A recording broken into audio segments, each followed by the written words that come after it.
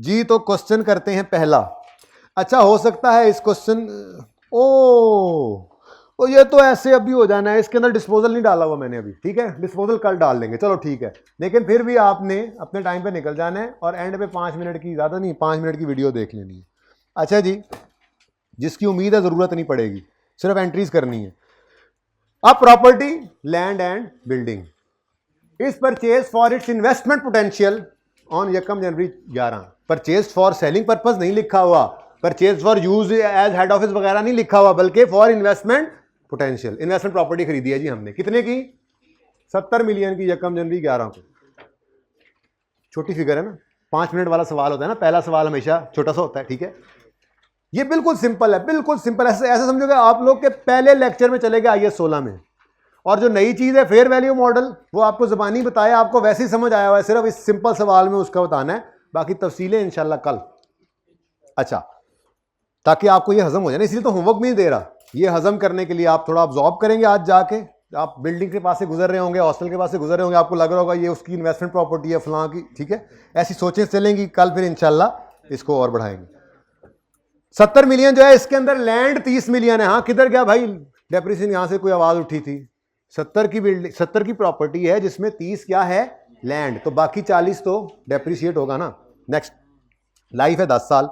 अच्छा, fair values हैं, लेकिन वो कहता है pass general entries and prepare financial statements extracts. ये कल करेंगे, ये कल कर लेंगे। वैसे अगर अब टाइम हो भी सकता है मिल जाए, लेकिन फिलहाल मैं पहले सिर्फ क्या कर रहा हूं, general entries. Assuming cost model is followed. अच्छा, अगर कॉस्ट मॉडल फॉलो हो तो क्या कभी इसको हम देखा करते हैं? तो ये तो पहले साइड पे कर दो, ठीक है। अगर तो पहला पार्ट कर रहे हैं कॉस्ट मॉडल वाला, तो फिर ये तो कोई नहीं है, ठीक है। अब इतना सिंपल सवाल है, यकम जनवरी 11 को हमने एसेट खरीदा है, ठीक है। देखो एंट्रीज 2 साल की मांगी है, मैंने मिटाया हुआ है 1 साल की। सुभान अल्लाह, 2 की हैं, 11 और 12। मैं तो 13 की भी कर देता हूं, चलो 13 कल ऐड करेंगे, ठीक है। मैं अपने सवाल में कल ऐड करूंगा 12 तक जी। पार्ट 1 है cost model, so simple, so simple. Transfer जब आएगा तब मसला आना है, वो भी मसला नहीं है, इंशाल्लाह तसल्ली से करेंगे। उसके बाद जैसा मर्जी सवाल बनाए, हम कहेंगे आ जाओ तू तीर आजमा, हम जिगर आजमाएं जी। फॉर द ईयर एंडेड 31 दिसंबर 2011। कब खरीदा है जी हमने इसको? यकम जनवरी 11 को। तो खरीदने की एंट्री मैं डेट नहीं डाल रहा। Investment property debit, cash credit, ना इन्वेंट्री ना PPE। वजह क्या है? इन्वेस्टमेंट पोटेंशियल देखते हुए हमने इसको खरीदा है। कितने की? 70 मिलियन की।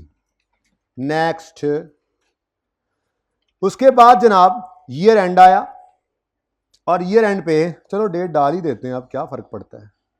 ईयर एंड आ गया, तो हमने किस दिन खरीदा था जी इसको? यकम जनवरी 2011 को। ईयर एंड आ गया, क्या करोगे? कॉस्ट मॉडल है, क्या करोगे? जो आज तक किया, depreciation expense debit, accumulated depreciation credit. कितने से? 4 कैसे निकाला आपने? ओ 70 में से 30 क्या था? लैंड का पोर्शन, वो नहीं डेप्रिशिएट करना, 40 को डिवाइड करना है। यूजफुल लाइफ उसने बताई थी 10 साल, ठीक है जी।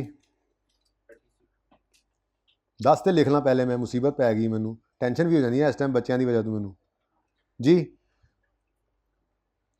जी बच्चों, बच्चे जो खुशी से कह देना, अगर ये बच्चे जो होते हैं तो कोई नहीं सर 5 मिनट ही हैं तो टेंशन कम हो जाए, टेंशन हो जाए, मैं हाथों भूल जाते हैं जी। उसके बाद अगला साल, सर अब देखा सर सिंपैथी लेना चाह रहे हैं, नहीं लेना चाह रहा मैं। अच्छा, उसके बाद फॉर द ईयर एंडेड, मैं फैक्ट बता रहा हूं, 31 दिसंबर 2012 आया। मुझे बताइए खरीदने की एंट्री दोबारा फरमाएंगे?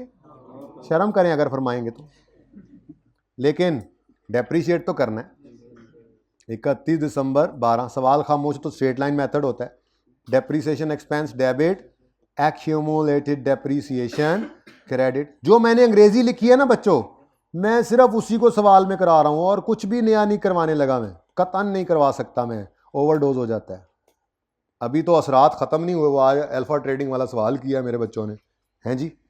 लो भाई, अच्छा अब आप ऐसा करना, इसके नीचे ना कोई 4-5 लाइनें छोड़ देना एंट्रीज में, क्योंकि कल मैं इसी के अंदर डिस्पोजल ऐड कर दूंगा। या चलो ठीक है, नए सिरे से कर लेंगे। अज्यूम क्वेश्चन 1 आगे अलग ही है ना, हाँ नए सिरे से करना। Okay done. उसके बाद अगला है G revaluation, sorry fair value model. Assume करो कि फेयर वैल्यू मॉडल आप यूज कर रहे हो।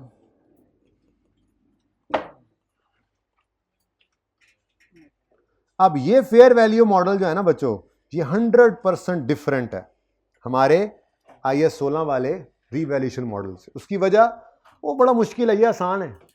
उसमें OCI से वो OCI फिर मुंह से निकल गया, सॉरी, कुछ दिन बाद जी। उसमें रीव सरप्लस को अलग रखो और फिर उसको अलग डेप्रिशिएट करो, फिर जो बच जाए कुछ इधर कुछ उधर, अजीब ड्रामा पड़ा होता है। यहां पे टेंशन ही कोई नहीं, ठीक है। फॉर द ईयर एंडेड 31 दिसंबर 2011। लो जी, एसेट खरीदने की एंट्री में जर्रा बराबर भी चेंज नहीं आना। एसेट खरीदने की एंट्री क्या होगी? इन्वेस्टमेंट प्रॉपर्टी डेबिट और कैश क्रेडिट। कितने से? 70 से। अच्छा अब इधर देखो, मैंने क्या बताया था, सिर्फ ये पहला साल देख के जाना है उठते उठते, ठीक है जी। मैंने क्या कहा था? Do not depreciate.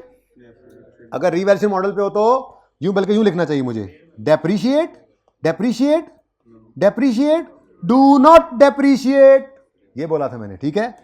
और बल्कि क्या करो, क्या करो, ईयर एंड पर उसको उठा के ले जाओ फेयर वैल्यू पर, और गेन लॉस कहां ले जाना? अच्छा अब इसके लिए ना मेरे बच्चों, आप लोगों ने एक वर्किंग किया करनी है, ठीक है। बहुत सादा सी वर्किंग है, और वो वर्किंग होगी, एक लेजर बनाना है इन्वेस्टमेंट प्रॉपर्टी का। बहुत सिंपल, इन्वेस्टमेंट प्रॉपर्टी जब भी फेयर वैल्यू मॉडल पे होगी, उसूल बना लो, हमने इसका लेजर बनाया करना है। हालांकि बहुत आसान है इस वक्त में ना, ऐसे आप निकाल सकते हैं, लेकिन नहीं, मुश्किल सवालों की तैयारी चल रही है। ओके जी, पहली एंट्री 1 जनवरी 11 को क्या हुई? Investment property debit cash credit 70 से। Investment property debit cash credit भाई, ठीक है, 70 से।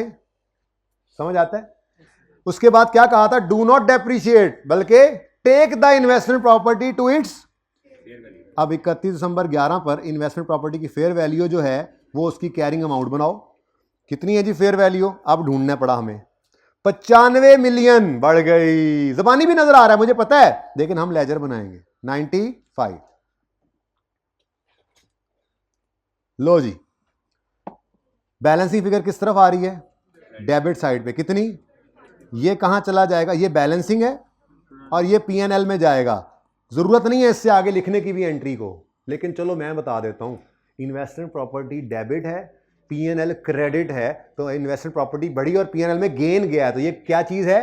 Fair value gain. हालांकि लिखने की जरूरत नहीं है, एंट्री इतनी काफी थी। Investment property debit, P&L credit, पूरे नंबर मिलेंगे, पूरे नंबर मिलेंगे। लेकिन आपको मैं सिखा रहा हूं जरा कि फेयर वैल्यू गेन है ये, ठीक है। अब इसकी एंट्री क्या पड़ी? 31 दिसंबर 11 पे ये एंट्री लेजर से देख के करनी है आपने। इन्वेस्टमेंट प्रॉपर्टी डेबिट और फेयर वैल्यू गेन कहां पे? P&L में क्रेडिट। कितने से? 25 से, ठीक है जी। तो आप गौर फरमाएं, पिछले और इस मॉडल में क्या फर्क आपको नजर आया? पिछले वाले में डेप्रीशिएट कर रहे थे, रीवैल्यू वगैरह नहीं कर रहे थे, मॉडल कॉस्ट था ना। यहां पे जब फेयर वैल्यू मॉडल में आए, do not depreciate, take investment property to its fair value, ending gain loss will be taken to profit and loss. अगला साल इसी तरह से, बिल्कुल आसान। ये बिल्कुल सारी बात ना मैं एक दिन करके अगले दिन दोबारा करता हूं। एक दिन करना जरूरी इसलिए समझता हूं कि जरा सोचना समझना शुरू करें घर जाते हुए, ठीक है। 25 और 25 जी, अगला साल आ गया। अगले साल सबसे पहला काम क्या होगा? क्लोजिंग बैलेंस ओपनिंग बन जाएगा, ठीक है। उसके बाद ईयर एंड पर 65 पे ले जाओ, 31 दिसंबर 2012 फेयर वैल्यू कितनी हो गई? 65। क्या आ गया जी? कितना लॉस? 30 का फेयर वैल्यू लॉस। ना भी लिखो तो काम चलेगा, हाँ P&L लिखना लाजमी है और बैलेंसिंग लिखना भी लाजमी है, ठीक है। तो ये आखिरी एंट्री हमारी जी। खरीदने की एंट्री हमने करनी कोई नहीं, डेप्रीशिएट करेंगे, डू नॉट, क्योंकि मेथड कौन सा है? सब्सिक्वेंट मेजरमेंट मॉडल कौन सा है? Fair value. हाँ 31 दिसंबर 12 पे जब इसको उठा के फेयर वैल्यू पर ले गए हैं तो जो भी गेन लॉस है उसे कहाँ लेके जाना है, प्रॉफिट एंड लॉस में। ठीक है, तो हमारा गेन नहीं है इस बार, लॉस है, लेकिन ये भी लेजर आपको खुद करवाएगा एंट्री। इन्वेस्टमेंट प्रॉपर्टी लॉस आया, कम हुई है ना, लेकिन आप डायरेक्ट यहां से देखो, इन्वेस्टमेंट प्रॉपर्टी का लेजर क्रेडिट और पीएनएल डेबिट। लॉस ना भी लिखो, पीएनएल काफी है। ठीक है, लो पहला दिन है, मैं लिख देता हूं, फेयर वैल्यू पर लॉस आ गया, फेयर वैल्यू पर लेकर गए तो लॉस आ गया, पीएनएल के अंदर फेंक दिया और इन्वेस्टमेंट प्रॉपर्टी कम हो गई, कितने से 30। ठीक है बच्चों, बस ये है जी आपका IS 40। उसके बाद अब चीज़ें बढ़ाएंगे हम, कोशिश करके ट्रांसफर रूल शूल देखेंगे उसके। ठीक है, लेकिन IS 40 बस इतना सही है। ये वर्किंग 1, एक वर्किंग मैंने आपसे करवाई है। ठीक है, तो ये अगर इन्वेस्टमेंट प्रॉपर्टी खरीदी है तो एंट्री, वो फिर पीपीई डेबिट नहीं करना, इन्वेंट्री नहीं, वो क्या है, इन्वेस्टमेंट प्रॉपर्टी है। Investment property debit cash credit. Initial measurement cost पे होती है, जो सा मर्जी मॉडल हो, लेकिन सब्सिक्वेंट मेजरमेंट में कॉस्ट मॉडल पे है तो डेप्रिशिएट करें, फेयर वैल्यू को नहीं लेना, फेयर वैल्यू को इग्नोर किया था हमने। ठीक है, डेप्रिशिएट करें, आगे कुछ भी नहीं करना। लेकिन अगर फेयर वैल्यू मॉडल है तो ये IS 16 के रीवैल्यूएशन मॉडल से टोटली डिफरेंट है।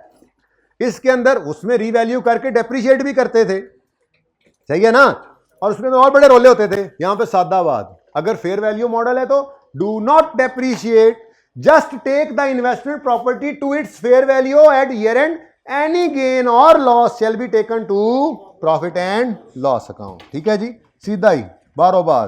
ठीक है, तो बस ये आपका इन्वेस्टमेंट प्रॉपर्टी है। इसी सवाल को दोबारा कीजिएगा और अपने IS 23 के होमवर्क को पूरा करें, और जो आपके IS 36 के MCQs हैं जो बच गए हैं वो भी सारे के सारे काइंडली करिएगा, ताकि मैं उनको भी डिस्कस कर सकूं। ज़िंदगी रही तो कल होगी मुलाकात। अल्लाह हाफिज़।